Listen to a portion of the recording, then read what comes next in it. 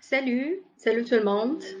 Comme convenu, on va débuter notre webinaire, notre plutôt voyage dans le monde dans le monde de développement durable. Cette fois, on va voir comment nous pouvons construire un monde meilleur grâce au concept de développement durable. Donc, je vais aborder ce sujet. Pourquoi?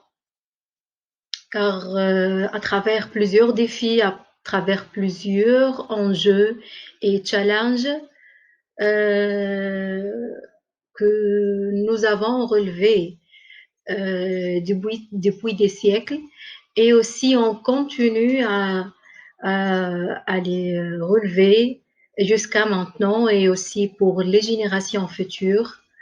Donc, c'est primordial et principal d'aborder ce sujet important d'une vision historique, philosophique et éthique, et aussi pour avoir et construire une meilleure vision pour un monde d'avenir ou un monde durable. Donc, on va commencer par le développement durable. C'est quoi le développement durable? Lorsqu'on dit le DD, c'est quoi? Et c'est un concept éthique qui regroupe plutôt, c'est un concept plutôt historique aussi et qui regroupe quatre clés. C'est l'utilitarisme conscient, la confiance technoscientifique, la vision stratégique et l'éthique. Donc, je vais définir chaque clé et aussi son pouvoir et son dérivé pour avoir une idée profonde et pertinente pour le développement durable. Donc, l'utilitarisme conscient. C'est quoi plutôt l'utilitarisme conscient? On sait très bien que le concept du développement durable et les héritiers du développement durable, c'est une approche, c'est une approche utilitariste. Il y a de l'utilitarisme et consciente aussi. Et cette approche est une approche de les limites du développement durable et qui cherche aussi euh, de cohérence en faisant appel à des nouveaux principes. Donc, le développement durable hérite cette approche et pour chercher des avantages et pour avoir un meilleur équilibre, un équilibre conscient. C'est ça l'utilitarisme conscient. La confiance technoscientifique. On sait très bien qu'on ne peut pas parler de développement durable sans parler de la science, des chercheurs et des scientifiques. Donc, la confiance technoscientifique, pourquoi? Pour trouver des solutions à des problématiques, pour trouver des solutions à la crise, à condition de savoir aussi bien orienter cette confiance vers les fins souhaitées. C'est ça, on fait appel et il faut avoir cette confiance aux, aux questions scientifiques et aux questions techniques qui va relever cet obstacle et nous donner des solutions. Donc, et il faut aussi avoir cette confiance collective pour atteindre le développement durable. Troisième clé, c'est la vision stratégique. Oui, la vision stratégique, euh, c'est la vision sur laquelle notre société est capable de fixer des objectifs. Et aussi, pas seulement de fixer des objectifs mais d'agir, d'avoir des actions à atteindre ces objectifs. Donc, par conséquent, dans la vision de développement durable, on est dans cette vision stratégique, fixer des objectifs et passer à l'action pour atteindre les objectifs. Autre clé, c'est le clé éthique, et c'est pour ça, cette éthique de construction du développement durable nous fait appel à construire un monde meilleur. Et c'est l'avenir. Donc, elle est inspirée d'une éthique. Et c'est quoi cette éthique? C'est la valeur. C'est la valeur de faire cette action, n'est pas seulement de se conformer à la recherche de besoins, à la recherche de satisfaction, mais aussi à obtenir cette satisfaction et à obtenir cette éthique. Donc, c'est principalement le développement durable, c'est un dérivé et inspiré d'une éthique.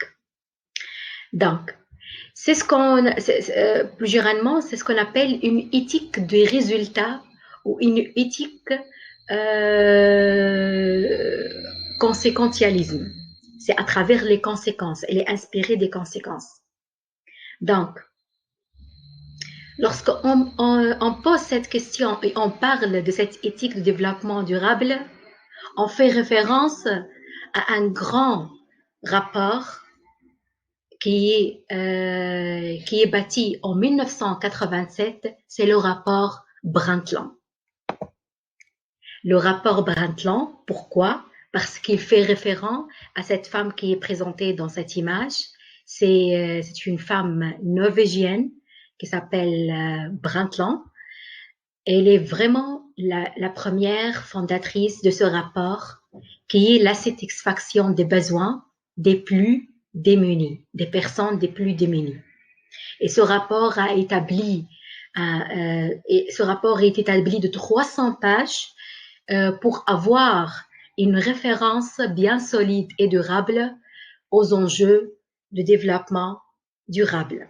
Donc, ce type d'éthique, on fait résultat à un seul résultat, c'est le développement durable. En 4 lignes, c'est il répond et doit répondre aux besoins des générations de présent sans compromettre les besoins des générations futures. C'est un équilibre, en tout autre, c'est l'équilibre de développement durable. Et lorsqu'on peut vraiment approfondir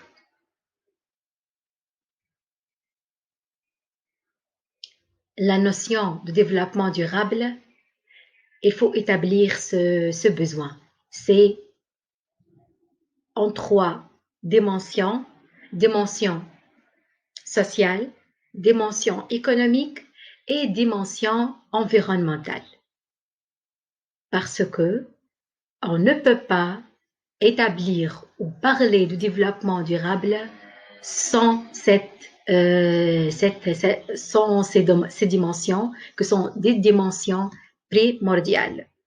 Donc, cette éthique qui est vraiment une éthique atténue les possibles effets négatifs de l'utilitarisme qu'on a parlé et en joindre aussi la notion de responsabilité sur les résultats.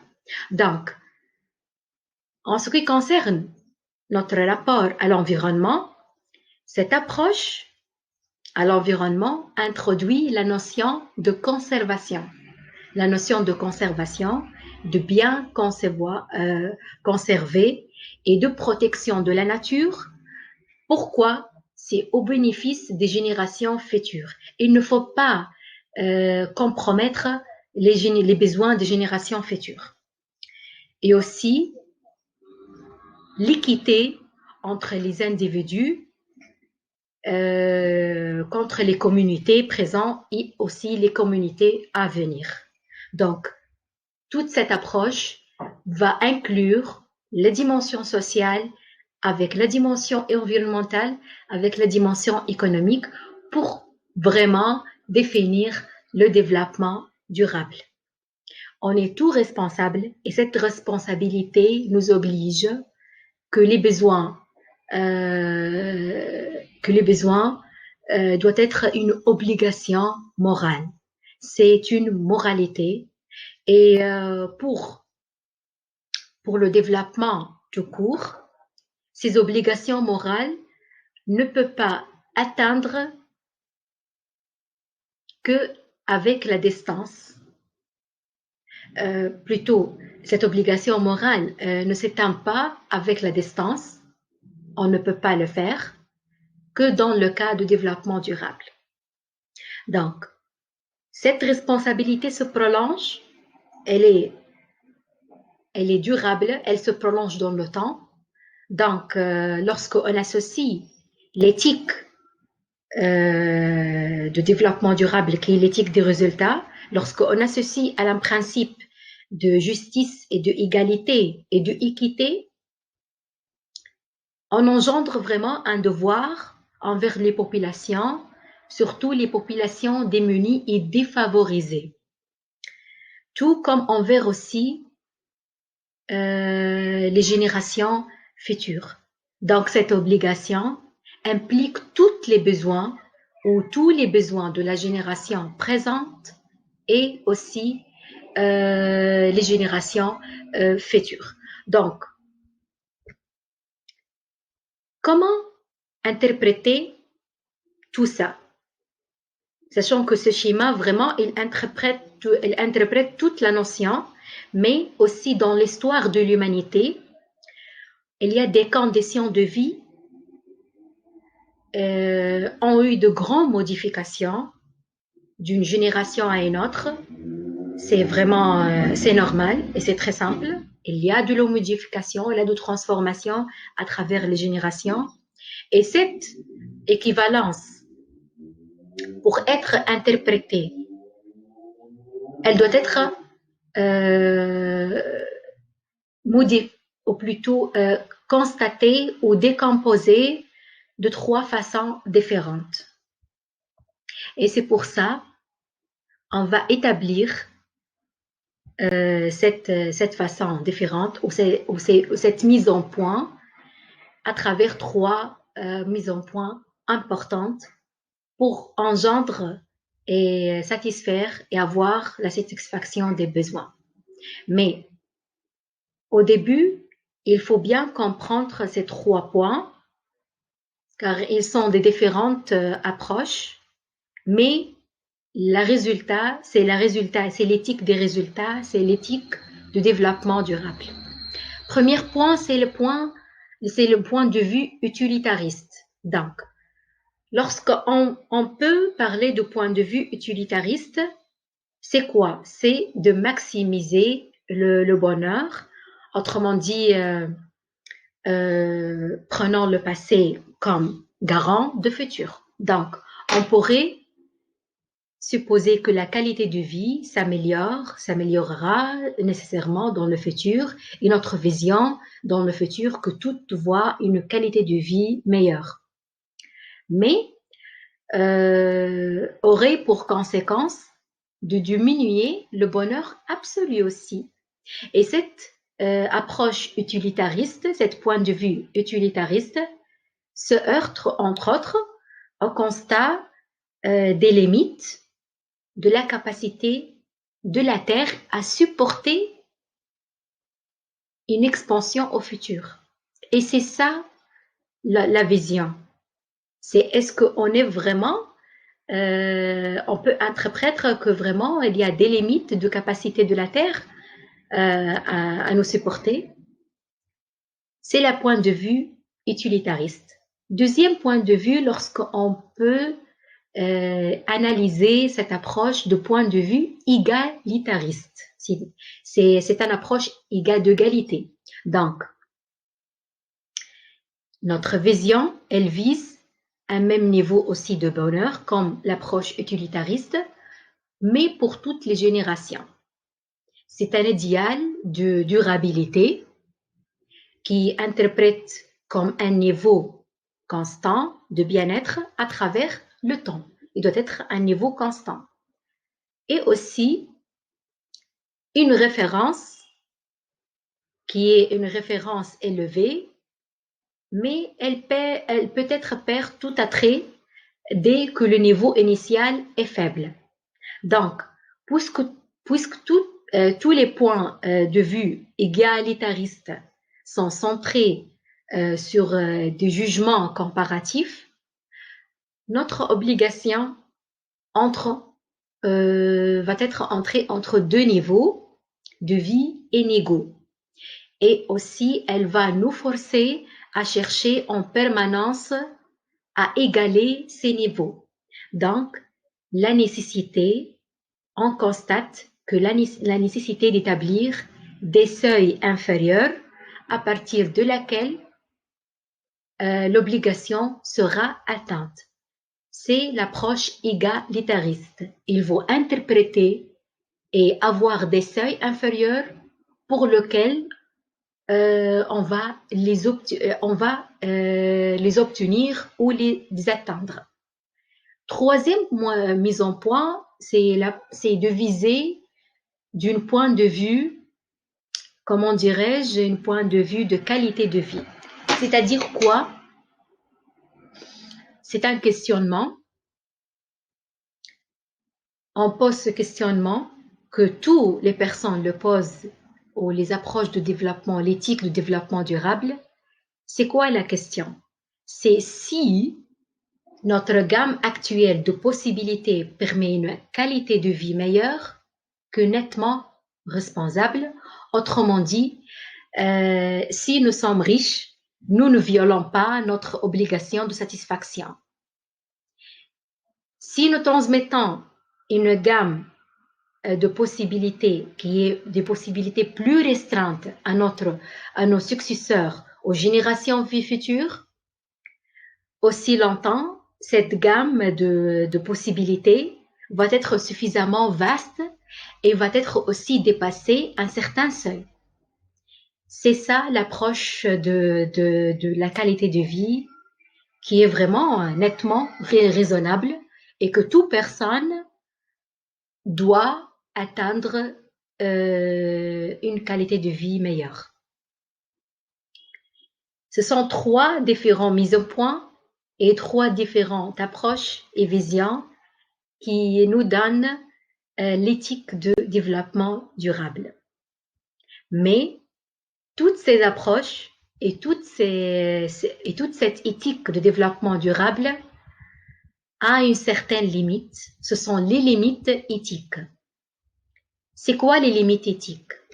On a parlé que le rapport Brundtland, qui est établi en 1987, admet un devoir, c'est un devoir particulier, envers les populations plus vulnérables et plus démunies. C'est aussi de se lever les mêmes problèmes d'interprétation plutôt. Donc, selon le point de vue qu'on a déjà abordé, le point de vue égalitariste, ce sont les pays développés sont tenus à aider les pays en développement à atteindre un niveau de qualité de vie meilleur, un niveau de possibilité égale selon la théorie de satisfaction de besoins. C'est ça l'égalité. Toutes les personnes doivent obtenir, doivent satisfaire leurs valeurs et leurs besoins. Ils doivent plutôt les aider aussi à atteindre un niveau raisonnable et aussi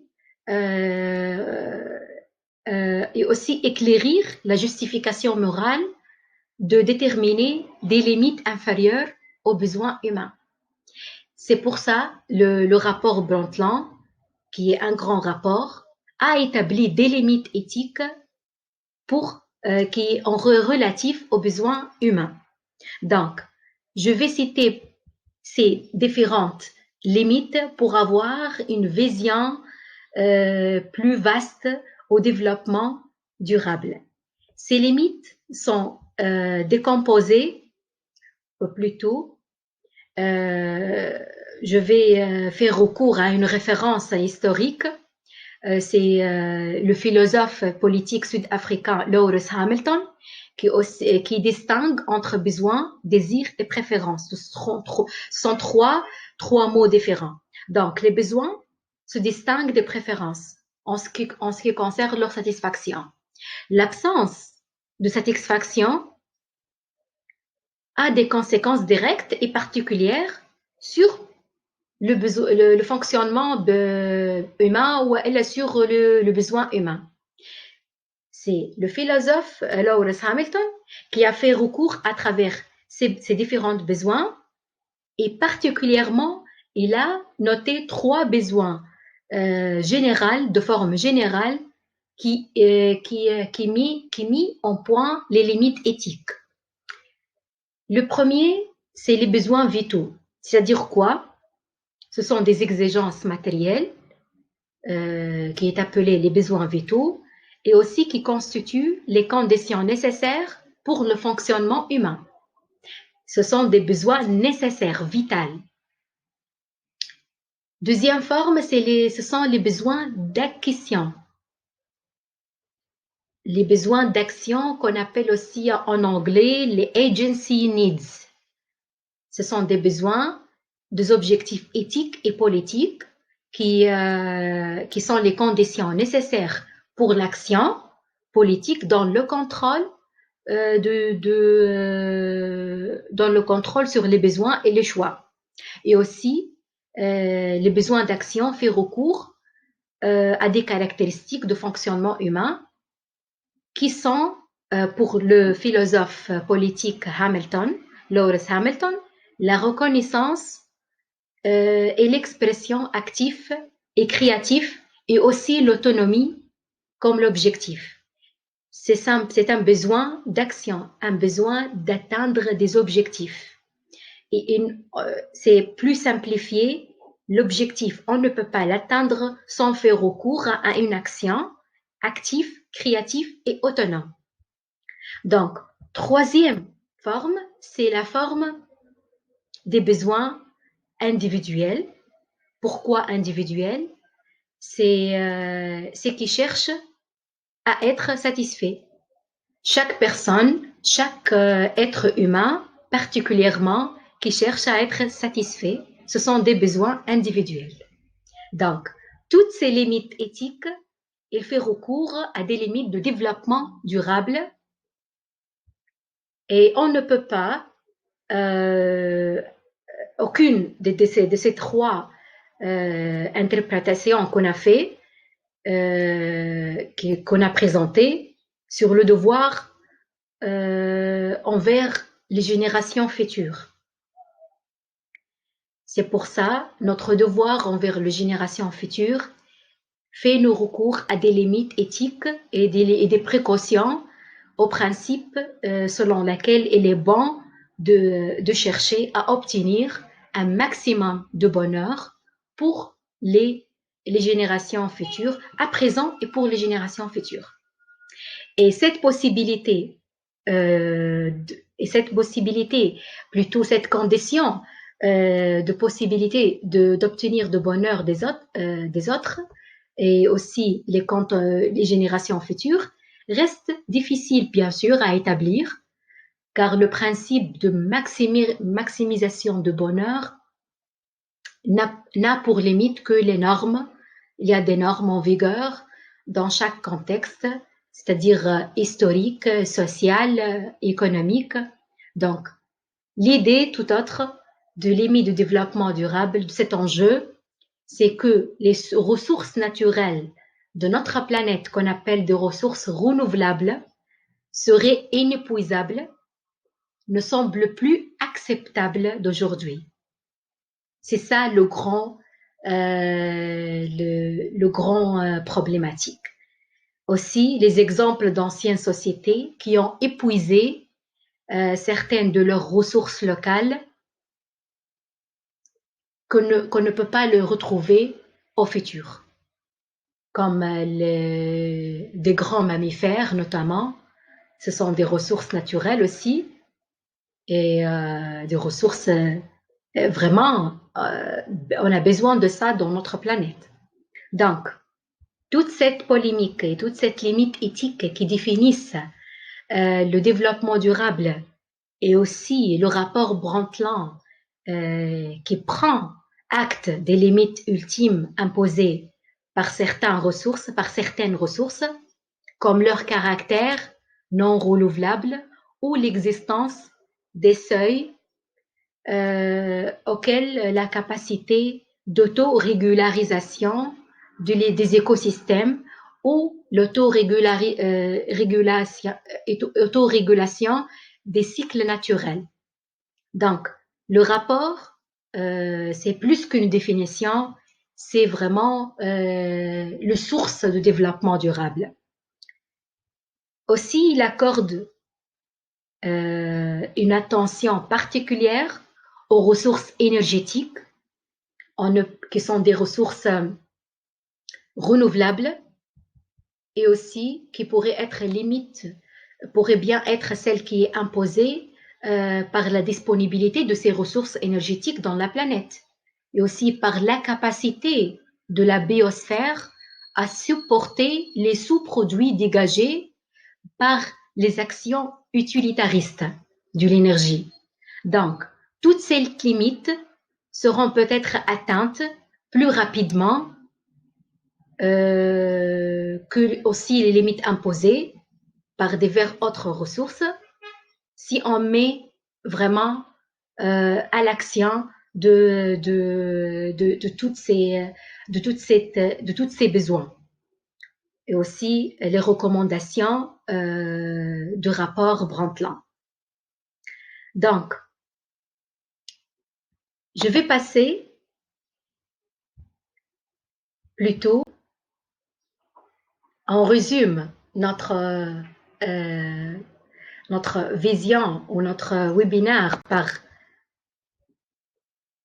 comment, c'est-à-dire, il débutait par une question, c'est comment bâtir un meilleur monde grâce au développement durable. Oui, c'est à travers le développement durable on peut assurer et obtenir un avenir pour tout. C'est ça, c'est l'avenir pour tout, la disponibilité de ressources énergétiques, la capacité de la biosphère à supporter les sous-produits dégagés, et aussi la capacité de la planète à nous supporter, la conservation et la préservation de l'environnement. C'est tout l'avenir, c'est tout ça constitue le développement durable sans aussi oublier la dimension sociale et économique, plutôt politique. Donc, on conclut notre webinaire de développement durable, de concepts qu'on a abordés d'une façon historique aussi éthique, pour avoir vraiment les bases et les sources de développement durable à travers l'histoire et aussi pour avoir recours à une meilleure vision pour les générations futures. Donc, cette vision, c'est une vision gagnée et aussi une vision éthique pour atteindre le développement durable. Il faut avoir plusieurs recommandations. C'est d'un point de vue humain et environnemental, c'est d'endiger cette régénération plutôt. Une régénération favorise un dysfonctionnement des relations entre les composants de la communauté biotique. C'est plutôt, il faut aussi remettre en question notre capacité d'agir éthiquement en rapport avec quelque chose que nous voyons ou que nous sentons ou que nous comprenons aussi ou même que nous n'aimons pas d'une manière ou d'une autre. C'est cette éthique environnementale qui est établie à travers des siècles. Et aussi, je peux citer quelques références clairement qui est relatif au concept de développement durable, pour laquelle il semble que c'est à contre-cœur qu'on doit respecter les intérêts des autres et aussi respecter nos propres intérêts. si on veut vraiment préserver une société ordonnée avec tous les avantages, avec tous les bienfaits, avec tous les bénéfices, c'est de respecter nos propres intérêts et préserver et respecter les intérêts des autres. C'est ça vraiment, et elle est très primordiale d'avoir un développement, une éthique de développement durable et un environnement sain pour nos futures générations et pour avoir aussi des valeurs et la satisfaction des besoins des êtres humains.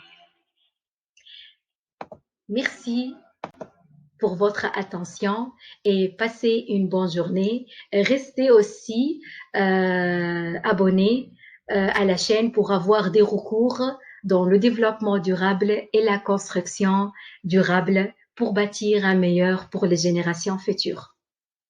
Au revoir.